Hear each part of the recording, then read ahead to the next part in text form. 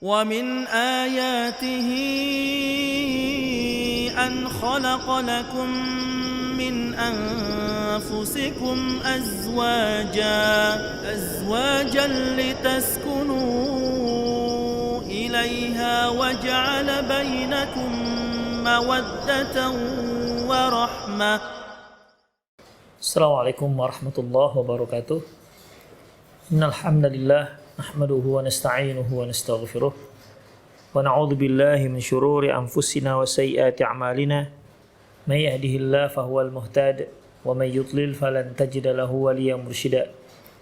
Asyhadu an la ilaha illallah wahdahu la syarika lah wa asyhadu anna Muhammadan 'abduhu wa rasuluhu alladzi la nabiyya ba'dah. Faqala Allah subhanahu wa ta'ala: Ya ayyuhalladzina amanu taqullaha haqqa tuqatih wa la tamutunna illa wa antum muslimun. Ya ayyuhalladzina amanu taqullaha wa qulu qawlan sadida yuslih lakum a'malakum wa yaghfir lakum dhunubakum wa may yuti'illaha wa rasulahu faqad faza fawzan 'azima.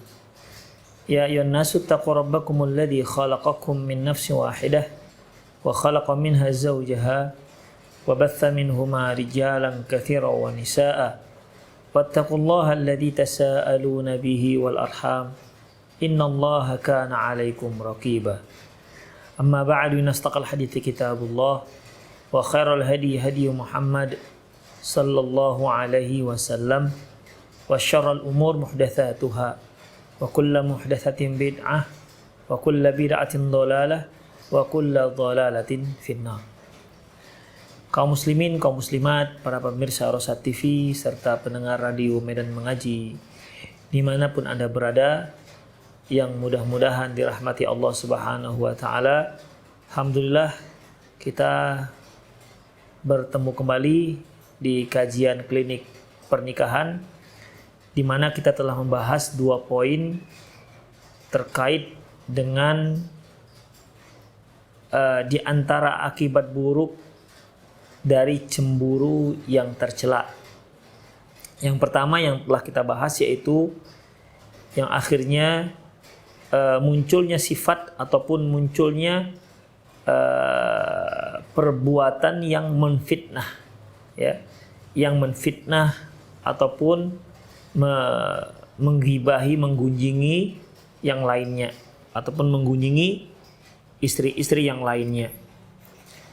Kemudian bisa juga muncul keinginan ataupun mungkin permintaan dari salah seorang istri agar si suami menceraikan istrinya yang lain, dan ini tentunya tidak dibenarkan. Yang ketiga ikhwah, yaitu asyakku fi zawj wa tajassus alaihi, ragu terhadap suami dan mencari-cari kesalahannya. Ikhwah, kita telah bacakan sebuah hadis, ya, yang cukup panjang hadisnya, di mana banyak kaum wanita itu dikarenakan kecemburuannya akhirnya dia memata-matai ataupun mencari-cari kesalahan sang suami dengan berbagai cara dan dengan berbagai macam sarana yang mereka gunakan, baik yang berbayar maupun yang gratis, yang free. Makanya Rasulullah Shallallahu Alaihi Wasallam bersabda, "Iyyakum wadzan," hati-hati kalian dengan buruk sangka. Ya, jangan sampai kalian berburuk sangka. Fa inna dhanna akdzabul hadits. Sesungguhnya buruk sangka itu adalah pembicaraan yang terdusta, ucapan yang terdusta. Di sini Rasulullah SAW yang pertama melarang kita untuk berburuk sangka. Tentunya ikhwafiddin, dzan yang dimaksud adalah sangkaan, yang dilarang adalah persangkaan yang tidak ada dasar sama sekali. Ya, adapun persangkaan yang muncul dikarenakan beberapa hal dengan data-data yang jelas, maka ini tidak dikatakan prasangka yang tercela. Karena Allah Subhanahu wa taala berfirman, "Inna ba'dadh-dhanni itsm, ya ayyuhalladzina amanu ijtanibu katsiran minadh-dhann."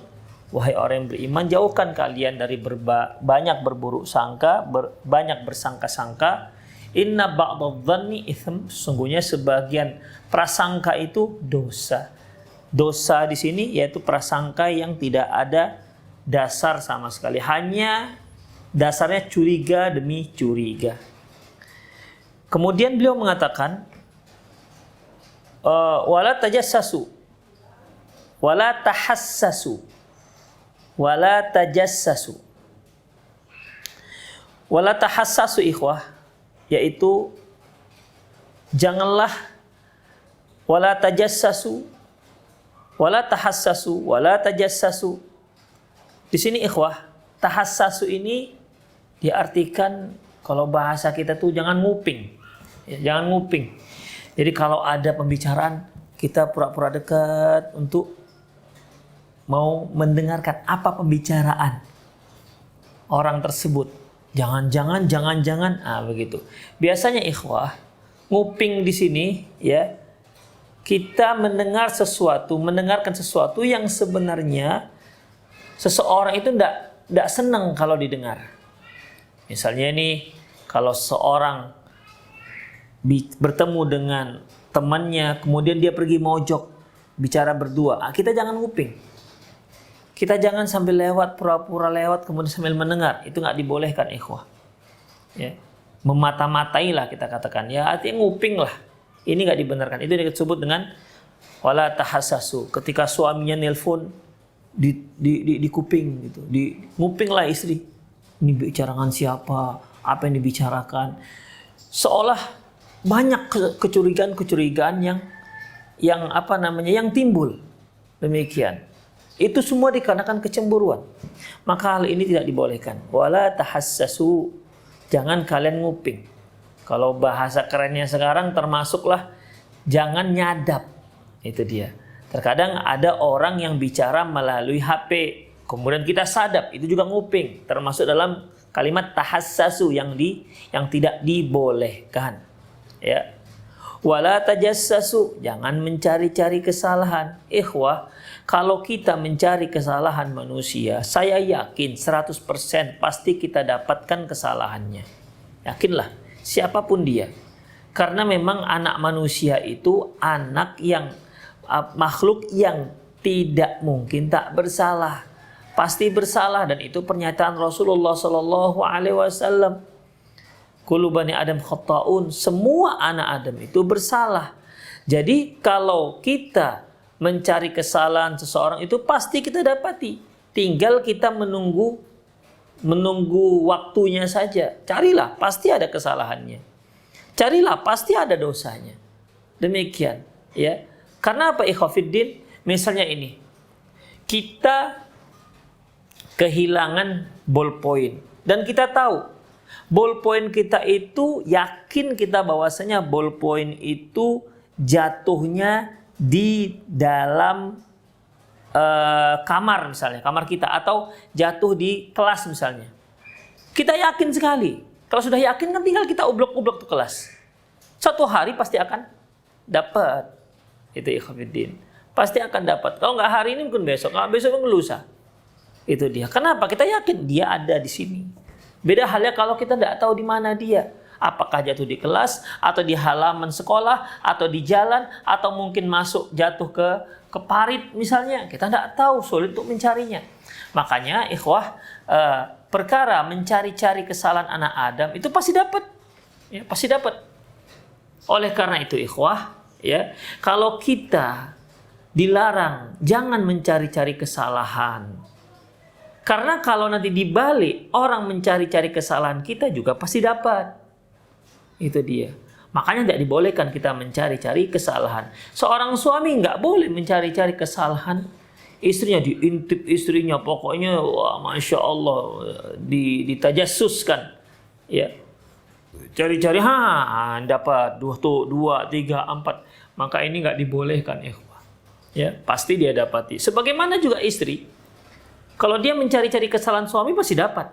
Jadi baik suami maupun istri, dua makhluk yang jenisnya memang bersalah. Jenisnya yaitu jenis makhluk yang pendosa. Dia berdosa, beda dengan malaikat. Kalau malaikat tidak pernah bersalah, dia nggak akan, kita cari-cari kesalahan malaikat nggak akan ketemu. Tapi kalau manusia namanya siapapun dia, carilah kesalahannya, pasti dapat. Baik dia suami maupun istri.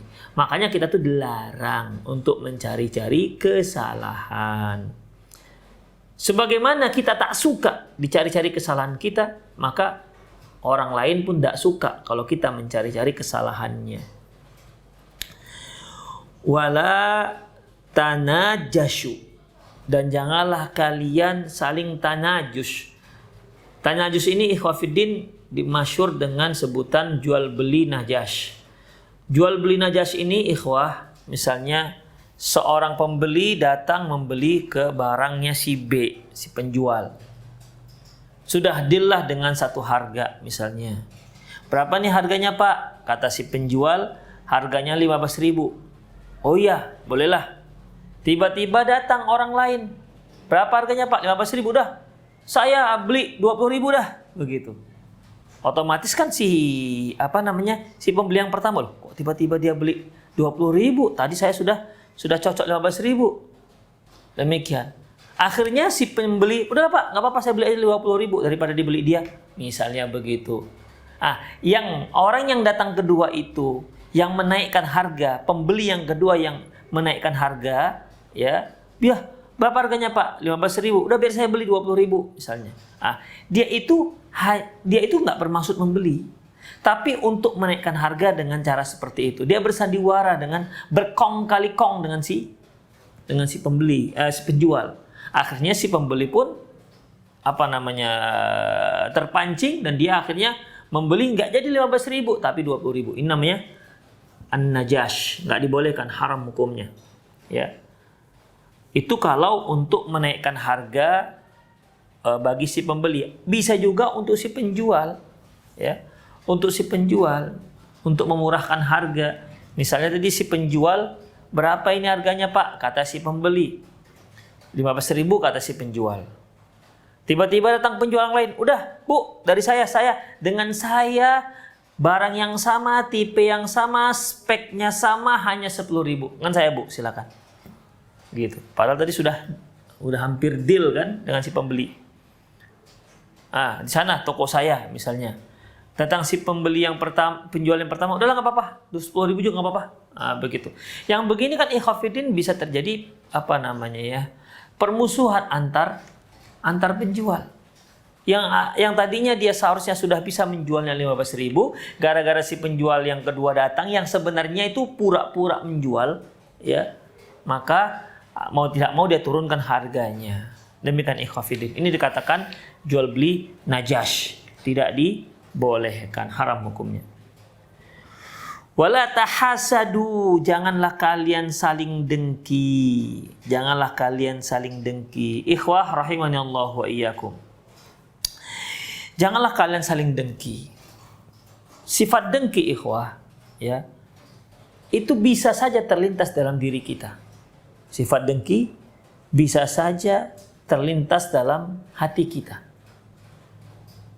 Lantas yang mana yang tidak dibolehkan? Ya, yang mana yang tidak dibolehkan? Makanya para ulama memberikan urutan rutbah, artinya tingkatan dari hasad itu apa? Yang pertama ikhwah, ayatamanna yufawwiqa ghairahu fahada jaizun bal laisa bihasadin. Yang pertama yaitu dia ingin berada di atas temannya, hanya sekedar itu, ya. Misalnya nih, dia lihat temannya misalnya prestasinya dalam kuliah, nilainya misalnya rata-rata B misalnya. Wah, dia bisa B, saya harus A misalnya. Boleh, silakan. Ya, keinginannya untuk berada di atas temannya dibolehkan. Ya. Keinginan seperti itu dibolehkan. dia dapat segini, masa saya nggak bisa sih segitu? Bahkan lebih saya insya Allah bisa, begitu. Jadi dia ingin melebihi, ingin tafawuk, melebihi apa yang telah didapati oleh temannya ataupun yang lainnya, dan itu dibolehkan. Bahkan ini dikatakan Syekh Shalih Utsaimin, yaitu tidak disebut dengan dengki. Yang kedua, ikhwafidin, ayakrah ni'matallahi ala ghairihi walakin yas'a fi tanzil martabatil ladzi an'ama Allah alaihi wa yudafi'ul hasad. Yang kedua yaitu dia yang dia yang tidak suka ada nikmat yang Allah berikan kepada yang lainnya. Dia nggak suka. Tetapi dia tidak ada aksi. Dia tidak ada aksi. Bahkan dia ingin menghilangkan dengki tersebut. Misalnya ini seseorang temannya nih, ya tetangganya ternyata beli sepeda motor yang bagus, mungkin yang harganya mahal lah, yang harga ya 40 juta misalnya. Dia lihat tetangganya beli, nggak suka dia beli itu, ada rasa tak suka, tapi itu dia pendam dan dia berusaha untuk menghilangkannya. Maka hal ini ikhwafiddin juga dikatakan dengki, tapi tidak berdosa selama dia tidak punya aksi, ya, selama dia tidak ada aksi untuk menghilangkan nikmat yang Allah berikan kepada tetangganya tersebut. Makanya umumnya yang tahasud ini, saling dengki ini, umumnya yang levelnya sama. Biasanya antar pedagang yang satu level, antar santri yang selevel misalnya, antar ustadz, antar pejabat, mereka yang sama, ya, mereka yang sama. Makanya mereka yang jualan risol, yang jual jajanan rakyat misalnya, mereka nggak pernah hasad dengan mereka yang punya pabrik di mana-mana, karena emang tak level dia. Itu dia. Jadi yang hari-hari jualannya jual risol, jual lumpia, jual tahu isi, bakwan, akan muncul hasad dengan yang profesi yang sama. Demikian. Penjual madu tidak akan muncul hasad terhadap orang yang jual mobil. Maka akan muncul hasad, ya, bagi penjual madu yang lainnya. Itu bisa terjadi. Umumnya begitu, yang selevel dan dalam bidang yang sama. Itu ikhwah rahimani Allahu wa iyyakum. Makanya, ya, kalau ada dia lihat misalnya seorang yang penjual madu, dilihatnya kok pelanggan kawan ini madu temennya kok banyak sekali lakunya, dia sedikit sekali orderannya, ya sudah, ya sebenarnya dia enggak gitu suka. Kenapa nggak saya gitu, ya. Tapi ketidaksukaannya itu hanya ada terbetik dalam hatinya dan dia berupaya untuk menghilangkannya, dan ini tidak masalah, ya. Dan ini tidak masalah. Saya kira semua kita pernahlah merasakan hal ini. Tiba-tiba kita nggak suka, padahal orang tersebut mendapatkan nikmat yang Allah berikan, yang gak ada hubungan dengan kita. Dia dapat nikmat, kita gak rugi juga dengan nikmat tersebut. Kita juga gak diuntungkan dengan nikmat tersebut. Demikian ikhwah, ya. Terbetik dalam hati ketidaksukaan tersebut, maka ini dikatakan hasad. Dan itu tidak masalah selama tidak ada reaksi, tidak ada aksinya. Misalnya ini ikhwah, tetangganya atau temannya, saingannya dalam perdagangan madu misalnya kan, ternyata ordernya lebih banyak, dia pun mulai tidak suka. Dia katakan madu bapak itu nggak asli, campur air misalnya. Mulai dia fitnah, maka jatuhlah dia pada perkara yang diharamkan oleh Allah Subhanahu wa ta'ala.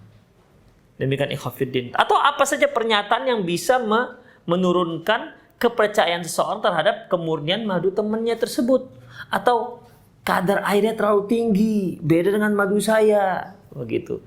Madu saya kadar airnya sedikit, dia banyak, makanya murah. Begitu ikhwah. Jadi pernyataan-pernyataannya sebenarnya menguntungkan kita dan merendahkan dia. Walaupun dia nggak katakan palsu, ya, dia nggak katakan palsu. Madunya asli tapi kadar airnya terlalu tinggi karena madunya diambil dari hutan fulan begitu. Demikian, ini termasuk namanya hasad dan itu nggak dibolehkan. Ya, dan itu tidak dibolehkan karena akan menjatuhkan lawannya, akan menjatuhkan saingan jualannya. Demikian ikhwafidin rahimanallahu wa iyyakum. Yang nomor 3, ya ini yang tidak dibolehkan, yaqa fi qalbil hasad wa yas'a fi tanzilil ladzi hasadahu. Ya. Muncul dalam hatinya hasad dan dia beraksi untuk menghilangkan nikmat temannya tersebut atau mengurangi nikmat temannya tersebut. Tetangganya beli sepeda motor baru, nggak suka dia, malam-malam dikempesinnya misalnya ban sepeda motornya atau dicucuknya supaya gembos tuh ban misalnya, maka nggak dibolehkan. Ketika kita sudah ada aksinya, aksi kita atas dasar kedengkian, maka itu tidak dibolehkan. Demikian juga terkait dengan seorang suami yang memiliki beberapa istri. Ketika sang istri misalnya cemburu dengan istri yang lain atau muncul hasad, kenapa istrinya yang kedua misalnya kok putih warna kulitnya, bersih, sementara dia nggak gitu bersih, coklat begitu. Muncullah hasad, kenapa dia kok putih sekali?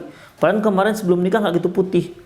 Oh, ini mungkin terlalu banyak setiap bulan dia suntik kromosom, kemudian begini begitu banyak menghabiskan biaya suaminya hanya untuk perawatan kulit, dan intinya ikhwatiddin, ya, dia dijatuhkan dengan cara seperti itu.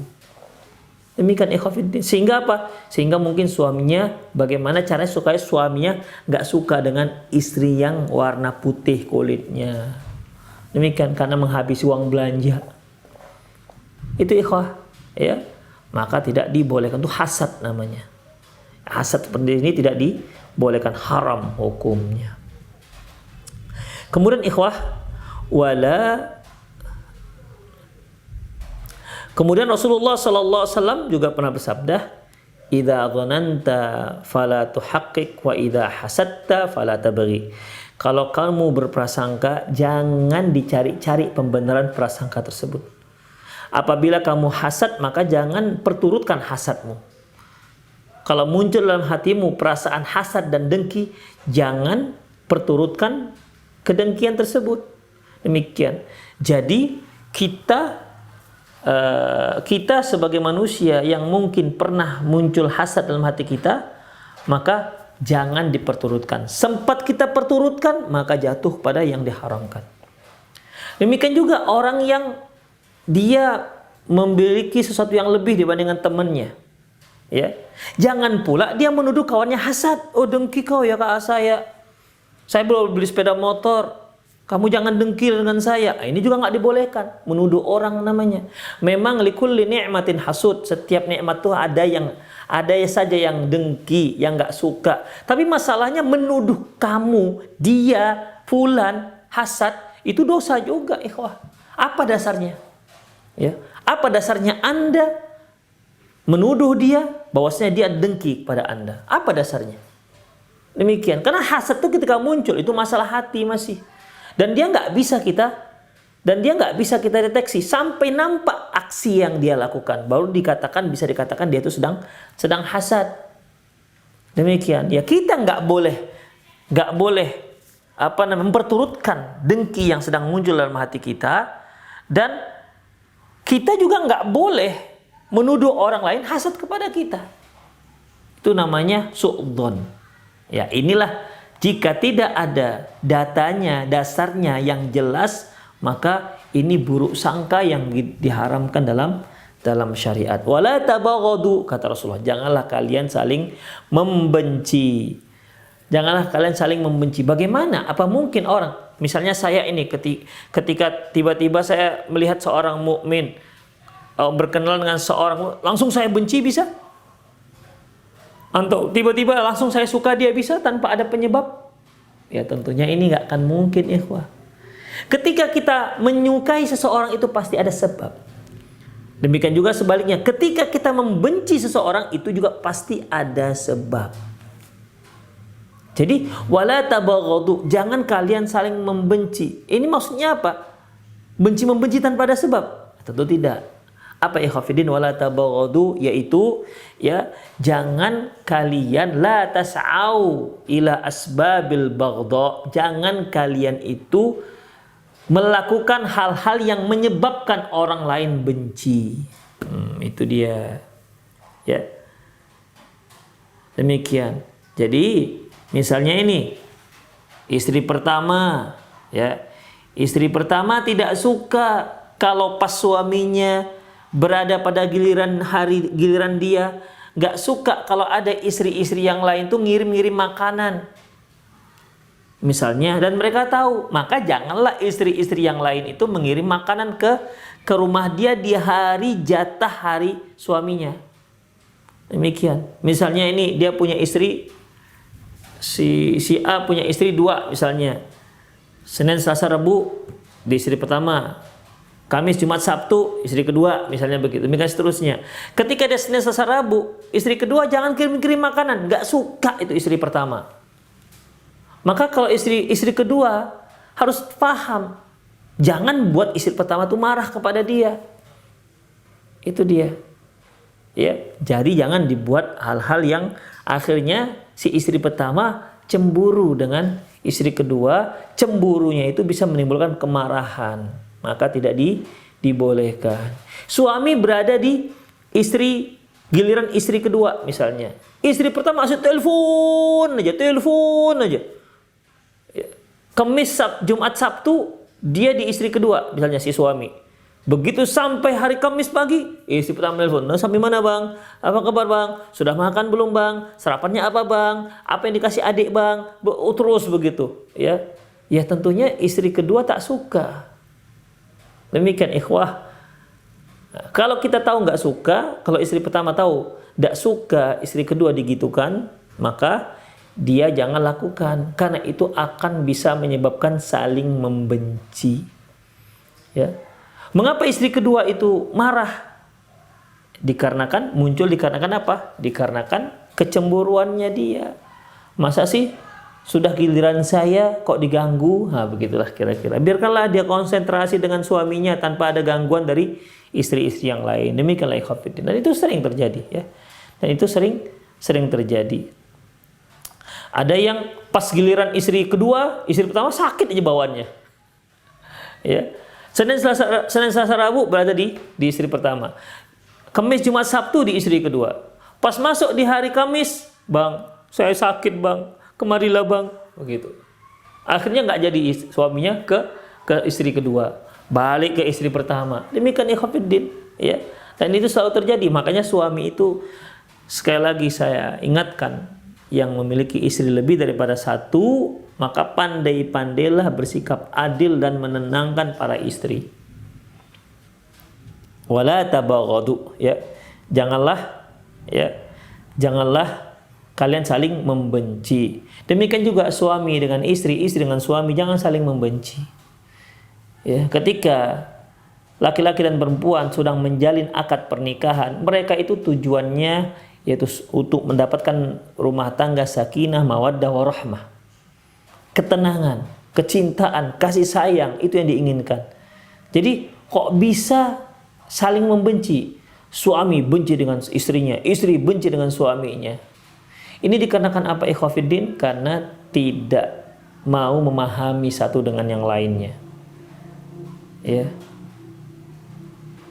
Rasulullah SAW pernah bersabda, la yafruq mu'minun mu'minah in kariha minhu khuluqan radiyaha minha khuluqan akhar.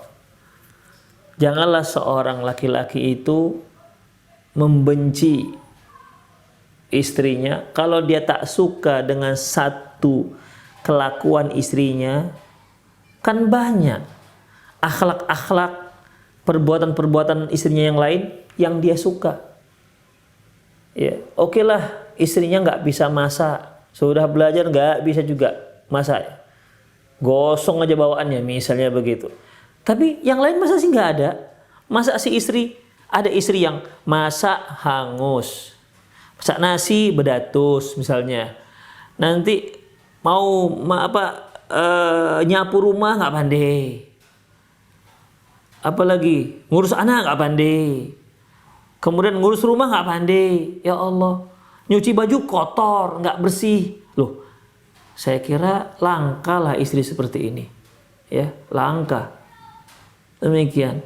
Belajar bodoh, ngaji nggak pandai. Astagfirullah. Ini langka, ini perlu dilestarikan kalau ada istri seperti ini. Umumnya itu, kalau ada 1, 2 dia nggak bisa, mungkin menyebabkan kita tidak suka. Lihat 3, 4, 5, 6, 7, 8, mungkin banyak yang kita suka dari dia. Demikian ikhwatiddin, ya. Kalau kita hidup misalnya, hiduplah kita dengan istri kita dari pagi. Hitung dari mulai kita bangun sampai kita tidur lagi. Coba hitung. Mana lebih banyak kesalahan istri atau kebaikannya? Demikian. Saya yakin kebaikannya lebih banyak. Begitu kita bangun saja sudah disiapkan sarapan. Baik. Disiapkan baju. Baik. Dituangkannya kita air hangat untuk minum. Baik. Demikian. Ya walaupun agak cerewet-cerewet sedikit, merepet-repet, abang kok begini. Ya udah, itu salah satu. Tapi kan satu baru, kebaikannya kan sudah banyak. Nah, demikian ikhwatiddin. Ingkariha minha khuluqan, radiya minha khuluqan akhar. Kalau dia tak suka satu akhlak, dia bisa menyukai akhlak-akhlak dia yang lainnya. Makanya jangan tabaghadu, janganlah saling membenci, saling memaklumi sajalah ya. Kalau memang itu sebuah kekeliruan, ya cobalah para suami memperbaiki istrinya. Demikian juga antar istri yang satu dengan istri yang lain, ya saling memperbaiki, saling memaklumi. Wala tadabaru, dan jangan dia saling membelakangi. Artinya enggak akur, ya. Wa kunu ibadallahi ikhwanan kama amarakum. Jadilah kalian hamba Allah yang bersaudara sebagaimana yang diperintahkan Allah kepada kalian. Al-muslim akhul muslim. Muslim itu adalah saudara bagi muslim yang lain. La yadlimuh, tidak boleh dia menzaliminya. Ini telah kita bahas secara panjang lebar bagaimana yang dikatakan zalim tersebut. Wala yakhdhuluhu, jangan menterlantarkannya, jangan membuat dia kecewa. Artinya tolonglah dia kalau dia memang butuh pertolongan. Ya, tolonglah dia jika dia memang butuh pertolongan. Misalnya ini si suami punya adiknya itu dalam kesusahan, ditolong oleh suaminya. Si istri jangan marah. Abang ini asik bantu aja begitu. Kita aja belum cukup, begitu ikhwatiddin, ya. Yang seperti ini jangan, ya, jangan. Demikian, yang seperti ini jangan. Atau dikarenakan kecemburuan, misalnya sang suami, si suami, mungkin ada temannya yang perempuan yang butuh bantuan, dibantunya. Ya ingat ya para suami juga membantu, kalau ada membantu akhwat yang lain juga harus pandai-pandai dampingi si istri ketika memberikan bantuan. Jangan main personal aja, silent bantu seorang janda, yang marahlah istri pulang dari begitu sampai di rumah kena tokok dengan palang pintu lah jadinya. Demikian, jangan silent, kasih tahu istri, Dek, itu kawan abang waktu dulu sekolah, dia sekarang begini, kasihan Dek, kita bantu ya Dek. Datang dengan istri ke sana kasih bantuan. Jangan sendiri saja main single fighter gitu. Jangan sendiri, dengan istri, biar istri yang berkomunikasi dengan dia misalnya. Demikian. Jadi itu menghilangkan fitnah. Memang betul-betul ingin membantu, bukan membantu ada udang di balik rempeyek. Itu jangan. Berarti nggak ikhlas membantunya. Jadi kalau ada suami yang seperti itu, diam-diam bantu seorang janda, kok sering telepon segala macam, ya wajar kalau istri cemburu. Demikian ikhwah rahimani Allahu wa iyyakum, ya. Jadi kalau memang dia perlu bantuan, bantulah. Ya, kalau suami yang berpoligami, istri pertama sedang hamil atau baru melahirkan, istri kedua yang membantu. Jangan dibiarkan saja. Atau istri kedua sedang sakit, istri kedua sedang sakit, misalnya adikmu sedang sakit, datang bantuin begitu. Ya, itu namanya saling tolong menolong. Demikian. Jangan wala yakhzulhu, jangan dia terlantarkan, dia tak pedulikan. Terserah dialah urusan dirinya sendiri. Demikian. Apalagi kita manusia makhluk sosial, itu bagaimanapun kita akan butuh bantuan orang lain. Ya. Bagaimanapun kita akan butuh bantuan orang lain. Pada suatu saat kita akan butuh bantuan orang lain.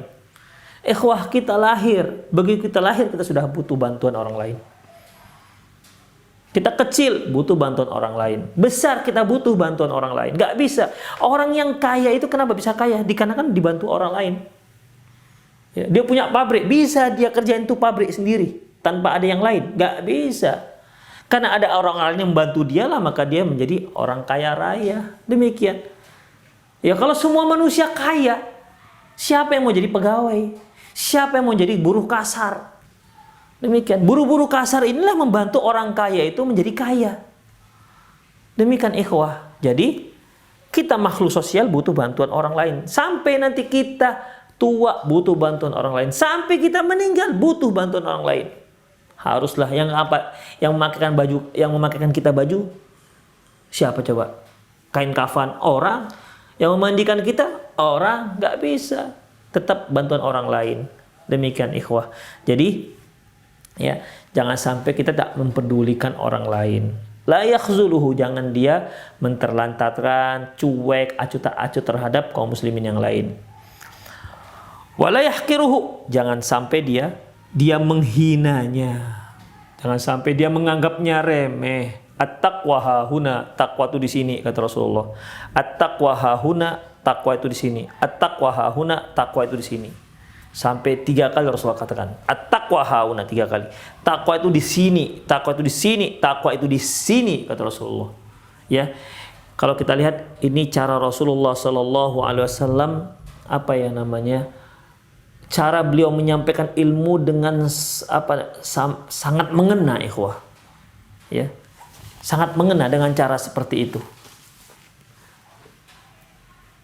Terkadang ketika kita kita pakai praktek, action, ada actingnya, itu akan lebih mengena ketimbang kita hanya sekedar ngomong. Rasulullah kan bisa katakan, takwa itu di hati.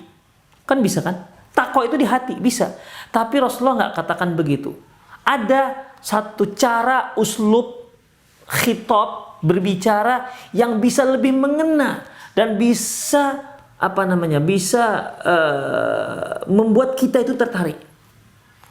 Dengan cara bagaimana? Dengan cara ada actionnya, actingnya. At-taqwa di sini, takwa itu di sini. Nah, demikian ikhwatiddin. Kan beda pengaruhnya ketika kita katakan takwa itu di hati dengan takwa itu di sini. Ya, dia punya kesan yang lebih mendalam. Ya, punya kesan yang lebih mendalam. Ini bagaimana Rasulullah SAW mentransfer ilmu tersebut. Lebih mendalam mengenanya. Ya, lebih dalam mengenanya ketimbang kalau dia hanya sekedar mengatakan at-taqwa itu di hati. Kemudian wa yushiru ila sadrih, beliau mengisyaratkan ke dadanya. Bihazbi imri'in min syarrin ayyahqira akhahul muslim, cukuplah seorang itu dikatakan jahat ya kalau dia sampai menghina, merendahkan saudaranya muslim. Ikhwah rahimani Allah wa iyyakum. Enggak boleh kita merendahkan saudara kita muslim, dan itu sudah diwanti-wanti oleh Allah Subhanahu wa taala. Ya ayyuhalladzina amanu la yaskhar qaumun min qaumin asa ayyakunu khairam minhum. Wahai orang beriman, jangan sekali-sekali kalian tuh menghina, menganggap remeh muslim satu kaum.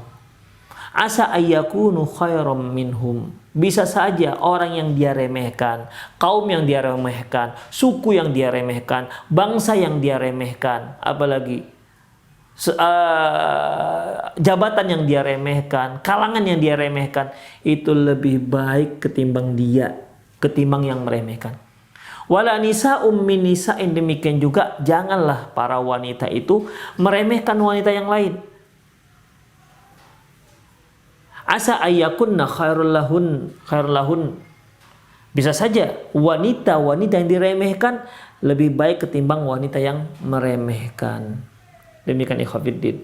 Jadi kalau kita melihat seorang, mungkin dia orang yang fakir, tidak ada apa-apa, atau pakaiannya tidak bersih, ya karena mungkin itulah yang dia punya, jangan sekali-sekali kita menganggap remeh dia. Ya. Jangan nganggap remeh. Pak, maaf Pak, Bapak duduk di sana aja ya. Nah, di sini khusus untuk yang bajunya bagus-bagus aja misalnya begitu. Gak boleh ikhwatiddin. Takabur juga sih namanya. Ya, meremehkan orang lain. Ya, Rasulullah kan katakan, tak masuk surga mereka yang dalam hatinya ada takabur. Ada takabur sebesar biji sawi. La yadkhul jannah man kana fi qalbi mithqala dzarrah minal kibr. Enggak masuk surga. Takabur itu apa? Ghamtun nas, batarul haq wa ghamtun nas. Batarul haq wa ghamtun nas. Menolak kebenaran dan meremehkan orang lain, merendahkan orang lain. Inilah dia ikhwatiddin. Enggak akan masuk surga. Tandanya ikhwatiddin sangat tidak dibolehkan kita meremehkan orang lain. Kita tidak tahu, jangan-jangan okelah dia mungkin terlihat sangat sederhana, bisa saja di mata Allah dia lebih mulia dibandingkan kita. Dalam sebuah hadis ada yang menyebutkan ikhwah rahimanallahu wa iyyakum, rubba ash'asha wa aghbar madfu'un bil abwab law aqsama 'ala Allah la abarrahu. Bisa saja orang yang asy'ath wa aghbar. Asy'ath itu artinya rambutnya kusut, wa aghbar bajunya berdebu. Ya, madfu'un bil abwab, yang tidak diterima di pintu-pintu. Artinya kalau dia datang ingin bertamu nggak terima orang. Saking lusuhnya kondisi dia, tidak keren itu penampakannya. Beda kan kalau kita ada tamu kemudian nampak keren, bawa mobil, masya Allah kan, didampingi oleh bodyguard. Datang di rumah kita kan otomatis akan mempersilahkan. Coba dia datang jalan kaki pakai sandal jepitnya mau putus, bajunya lusuh. Demikian. Orang yang seperti ini bisa saja asy'ath wa aghbar. Rambutnya kusut dan berdebu, madfu'un bil abwab, tak diterima. Tak diterima di pintu-pintu, enggak terima menjadi tamu. Lau aqsama Allah, jika dia bersumpah dengan nama Allah berdoa, la abarrahu, Allah akan kabulkan doanya. Demikian ikhwah, ya. Jadi dalam masalah ini hati-hati, karena penampakan seseorang itu belum tentu dia yang rendah menurut kita, menurut penilaian dunia, belum tentu dia itu rendah menurut penilaian Allah Subhanahu wa taala. Ingat enggak kisah Uwais Al-Qarni? Orang miskin ya ikhwah, ya. Orang miskin di negeri Yaman, Uwais Al-Qarni. Demikian. Tapi kita lihat bagaimana kemuliaan dia sisi Allah Subhanahu wa taala sampai-sampai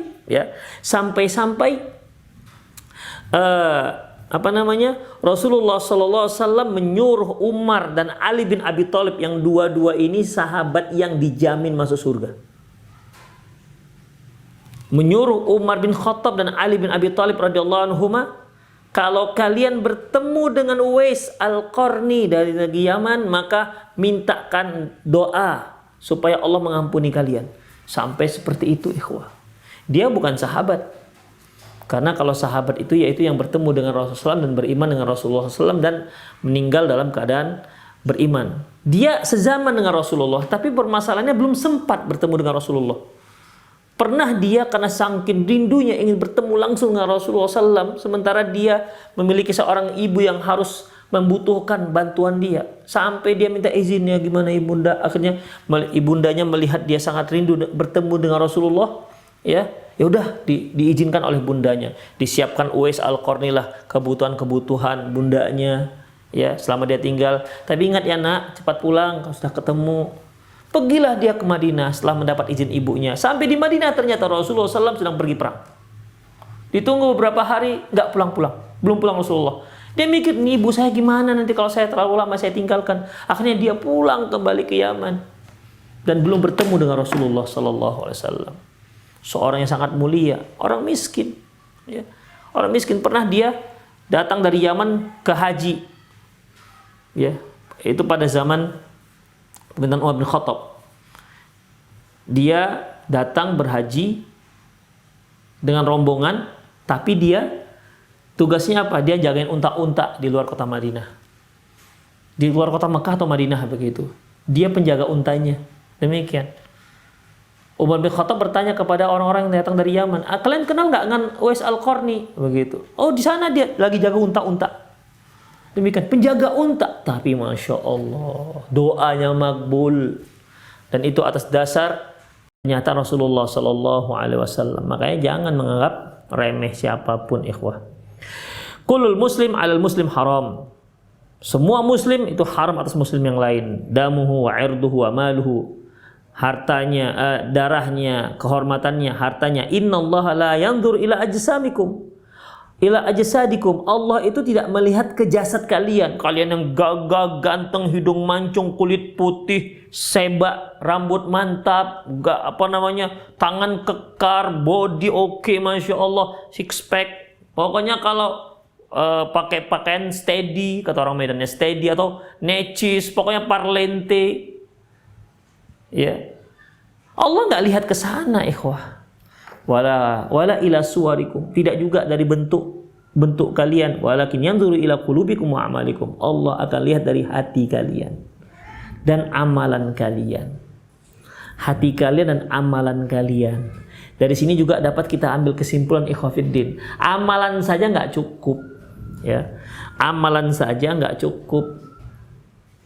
Ini ikhlas saja nggak cukup, sampai amalannya sesuai dengan sunnah Rasulullah SAW. Ya, kan sering kita dengar, yang penting kan kita ikhlas karena Allah. Nggak cukup, ikhwah. Ikhlas saja nggak cukup. Harus amalan itu ikhlas. Yang kedua, sesuai dengan sunnah Rasulullah SAW. Ada dasar dari Rasulullah SAW. Walakin yanzuru ila qulubikum wa amalikum. Allah melihat pada hati kalian dan amalan kalian. Jadi hati harus ikhlas, amalan harus sesuai dengan sunnah Rasulullah Sallallahu Alaihi Wasallam. Itu disitulah nilai mulia dan tidaknya seseorang. Wa hadzal hadis jami'un syamilun lima yajibu ayatafattan lahul mar'ah. Ini merupakan hadis yang komplit yang wajib difahami oleh seorang wanita. Wa fihi min qawaidil ishratil katsir. Dalam hadis ini banyak kaedah-kaedah berumah tangga. Khasatan liman tazawwaja akthar min imra'atin. Terutama bagi seorang laki-laki yang memiliki istri lebih daripada satu. Minal hadri, minat tahassud, agar dia berhati-hati dari saling membenci, wa tabaghut, tahassud, saling dengki, wa tabaghut, saling membenci, wa tadabur, saling membelakangi, wa dhulm, kezaliman, wal khuzlan, wal ihtikar, menterlantarkan, tak peduli, atau ihtikar, menganggap remeh, wa tajanni 'alal mali wal 'ardi wad dam, dan melakukan tindak kriminal, kejahatan baik terkait dengan harta, kehormatan dan darah. Wa fil hathu 'alal ukhuwati wat tahabbub. Ini juga merupakan rangsangan spirit. Hadis ini memberi kita spirit agar senantiasa mempererat ukhuwah dan saling mencintai. Wa mahallu syahid minhu an-nahyu 'anit tajassus, dan syahid yaitu yang jadi permasalahan yang kita bicarakan yaitu an-nahyu 'anit tajassus, larangan dari mencari-cari kesalahan, ya. Larangan dari mencari-cari kesalahan, karena poin ketiga yaitu asyakku fi zauji wa tajassus alaihi, yaitu ragu terhadap adanya keraguan terhadap si suami dan wa tajassus alaihi, mencari-cari kesalahan. Ini dia. An-nahyu 'anit tajassus, larangan mencari-cari kesalahan. Wa aqibatuhu wakhimatun fi halil kisyafi amrihi lizawaj. Karena akibatnya itu akan fatal jika ternyata suami mengetahui tingkahnya. Ketika dia memata-matai suami, ketahuan oleh suami, kamu mata-matai saya. Bagaimanapun ikhwah, suami akan marah. Balintaha fi ghairi waqi'atin ila talaqi wa iftiraq. Bahkan kejadiannya ini bisa berakhir dengan perceraian, talak, jatuhnya talak dan perceraian. Demikian ikhwah, ya, semoga ini bermanfaat untuk kita. Hadis ini masya Allah, hadis yang luar biasa komplit, ikhwah, ya, yang menanamkan kepada kita akhlak-akhlak yang harus kita lakukan, tidak hanya dalam hubungan masyarakat, tapi terutama dalam rumah tangga, terutama bagi para suami yang memiliki istri lebih daripada satu. Bagaimana muamalah antar istri ini. Jangan sampai kecemburuan mereka membuat mereka melakukan tindak kezaliman, munculnya saling dengki, saling tak cakapan, bahkan saling fitnah. Naudzubillah min dzalik. Ini tidak dibolehkan. Suami harus cepat, segera tindakannya, segera menyelesaikan masalah ini antar istri-istrinya. Karena mereka semua menjadi tanggung jawab Anda nanti di hari akhirat. Demikian ikhwah, aku qouli hadza wa astaghfirullah li wa lakum wal sa'il muslimin innahu ghafurur rahim. Bagi para pemirsa dan pendengar yang ingin bertanya, silakan kirimkan pertanyaan Anda di pesan singkat ataupun di WhatsApp 0895 6113 27778. 0895 6113 27778. Assalamualaikum warahmatullahi wabarakatuh. Ustadz, saya mau bertanya. Sekarang kan banyak korban perkosaan. Apakah yang diperkosa itu mendapatkan dosa zina juga? Enggak, ikhwah. Ya. Yang definisi zina itu yaitu laki-laki dan perempuan melakukan hubungan suami istri yang tidak halal dan saling suka. Itulah zina. Ya, saling suka. Tidak halal, ya. Tapi kalau perkosaan enggak zina namanya, itu ghasab. Ya, beda dengan zina. Ingat, yang dikatakan zina itu laki-laki perempuan yang tidak halal melakukan hubungan suami istri, ya, yang melakukan hubungan intim dan mereka saling suka.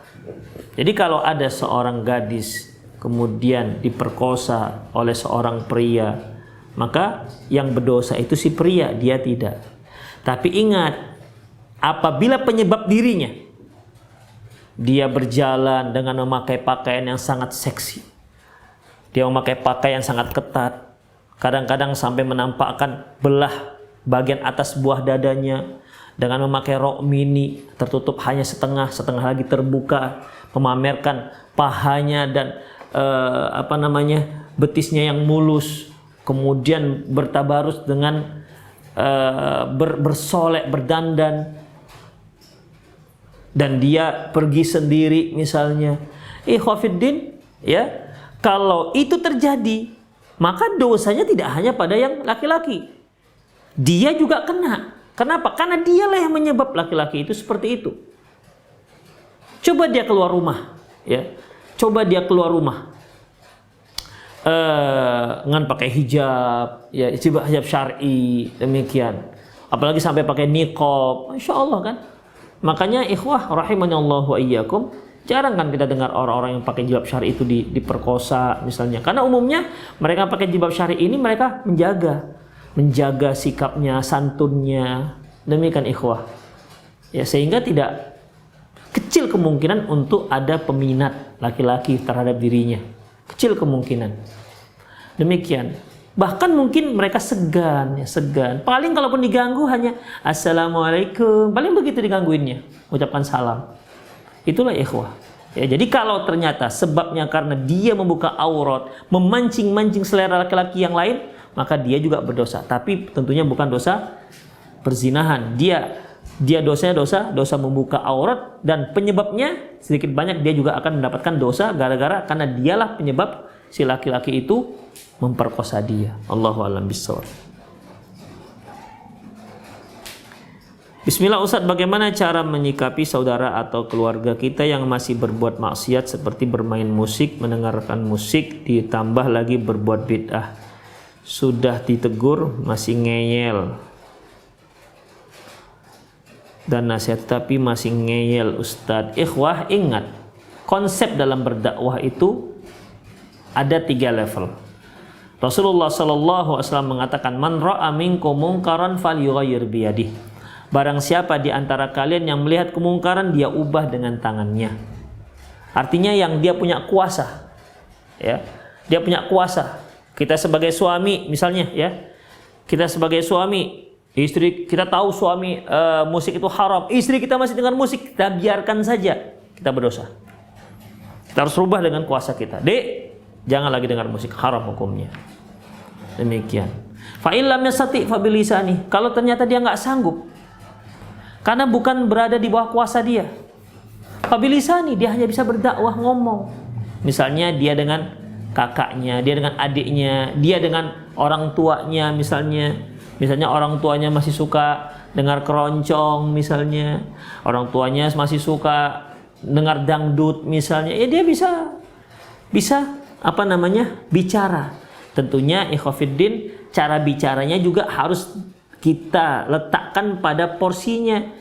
Beda ketika kita bicara dengan adik kita yang dia melakukan suatu perbuatan yang melanggar syariat, dengan kalau kita bicara dengan kakak kita yang kita tahu dia melakukan satu hal pelanggaran, dengan ketika kita bicara dengan orang tua kita. Beda-beda itu, ya. Beda-beda cara bicaranya. Nggak bisa kita ketika kita bicara dengan orang tua kita seperti kita bicara dengan adik kita. Itu beda, ikhwatiddin. Makanya satu hal yang baik, dia akan menjadi baik kalau kita sampaikan dengan cara yang baik. Ya, sesuatu yang baik, dia akan menjadi baik kalau kita sampaikan dengan cara yang baik. Makanya Allah katakan, ud'u ila sabili rabbika. Ajak ke jalan Allah. Ajak ke jalan Allah ini kan baik, ikhwatiddin. Apa? Ayo, masuk. Apa begitu? Tentu kan tidak. Bil hikmati wal mau'izah, dengan hikmah dan peringatan yang baik. Mau'izah hasanah, dan peringatan yang baik. Berarti jalan ke Allah itu, mengajak orang jalan ke jalan Allah itu baik, tapi nggak sembarangan mengajaknya, harus dengan hikmah wal mau'izah hasanah. Itu dia, ikhwah, ya. Jadi sesuatu yang baik harus kita sampaikan. Dia akan menjadi baik kalau kita sampaikan dengan cara yang terbaik. Demikian. Ingat ikhwatiddin, orang yang melanggar syariat, orang yang melakukan sebuah maksiat, dia tak ubahnya seperti orang yang sedang sakit. Maka kita perlakukan seperti orang yang sedang sakit. Ya. Perlakukan seperti orang yang sedang sakit. Jangan kita perlakukan seperti orang yang melakukan tindak kriminal. Apa fungsinya? Harapan kita semoga dia bisa menerima apa yang kita ucapkan. Kalau sudah seperti itu, berarti apa yang dia lakukan, dia praktekkan, dia terima apa yang kita ucapkan dan dia laksanakan, maka setiap dia laksanakan kita dapat. Makanya Allah katakan Rasulullah sallallahu alaihi wasallam mengatakan, li ayyahdiyallahu bika rajulan khairul laka min humur na'am. Sungguh Allah memberi hidayah kepada seseorang. Jadi yang sebenarnya memberi hidayah bukan kita, Allah. Allah memberi hidayah kepada seseorang melalui kamu, itu lebih baik ketimbang unta merah. Demikian. Jadi doakan dia juga. Kita dakwahi, kita ajak dan doakan. Mohon pada Allah, ya Allah jadikan saya sebagai perantara dia dapat hidayah. Demikian.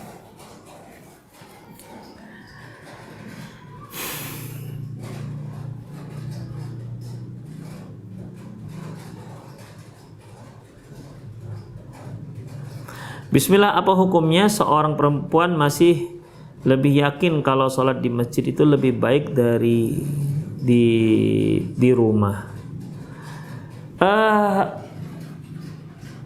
Begini ikhwah, dia yakin lebih baik ini bagaimana? Kalau dia yang dia yakini itu lebih baik itu, saya sholatnya kalau di rumah mungkin hanya qul huwallahu ahad, hanya ina atau ina, kemudian nggak kepinginnya cepat misalnya. Kalau saya di masjid, saya bisa ikut imamnya bisa bacaan panjang. Kalau itu yang dikatakan dia merasa sholatnya dia merasa lebih baik ketimbang di masjid, nggak ada masalah, ya, nggak ada masalah ikhwah. Dan kita nggak boleh melarang dia ke masjid. La tamna'u ima Allah al-masajida. La buyutuhunna khairul lahunna. Jangan kalian larang mereka pergi ke masjid, tapi rumahnya lebih baik ketimbang masjid. Jadi kalau dia dia meyakini secara personal dia, kalau dia di rumah nggak khusyuk, kalau dia di rumah bacaannya juga sedikit begitu, dia lebih enak di masjid bacanya bersama imam yang enak suaranya segala macamnya, maka ya nggak apa-apa, nggak ada masalah. Namun secara umum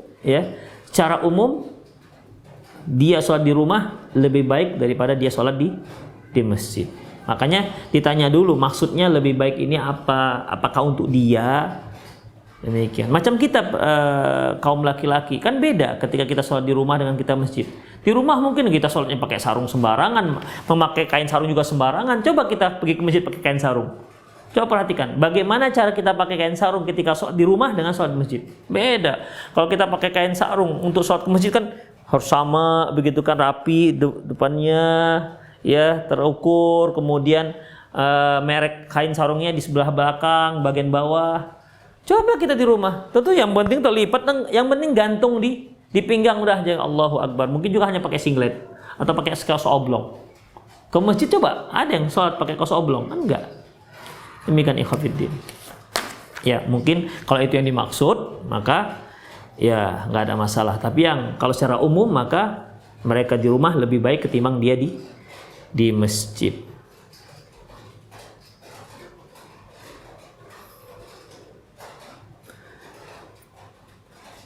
Bismillah Ustaz, jika istri tidak hasrat lagi kepada suami dan terpaksa melayani, apakah boleh istri minta dilepas?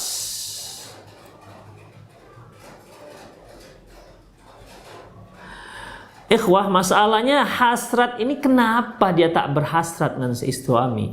Kenapa dulu hasrat sekarang nggak hasrat? Apa masalahnya? Itu kan ada sebab.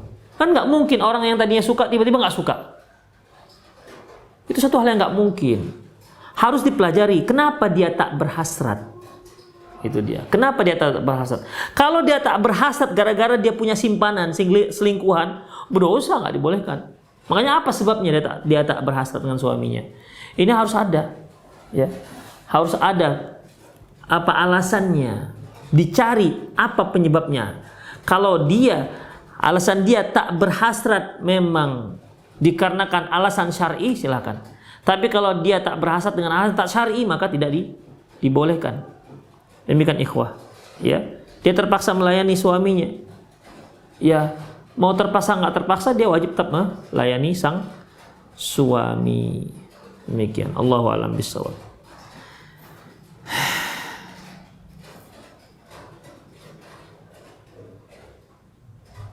Ustadz, izin bertanya, bagaimana jika kita terlanjur menggibahi orang yang sudah meninggal? Apakah cukup hanya dengan bertobat kepada Allah? Cukup tobat kepada Allah Subhanahu wa taala dan banyak doa untuk yang sudah meninggal tersebut, karena sesungguhnya doa kita juga sampai untuk yang sudah meninggal ataupun yang jenazah. Termasuk salah satu yang bermanfaat untuk si mayit itu doa kaum muslimin untuk kaum muslimin yang lain, baik yang masih hidup maupun yang sudah meninggal. Walladzina ja'u min ba'dihim, dan orang-orang yang datang setelahnya, wa yaquluna rabbana ighfir lana wa li ikhwanina alladzina sabaquna bil iman. Mereka berkata, ya Allah, ampunkan dosa kami dan dosa orang-orang yang sudah lebih dahulu beriman dari kami.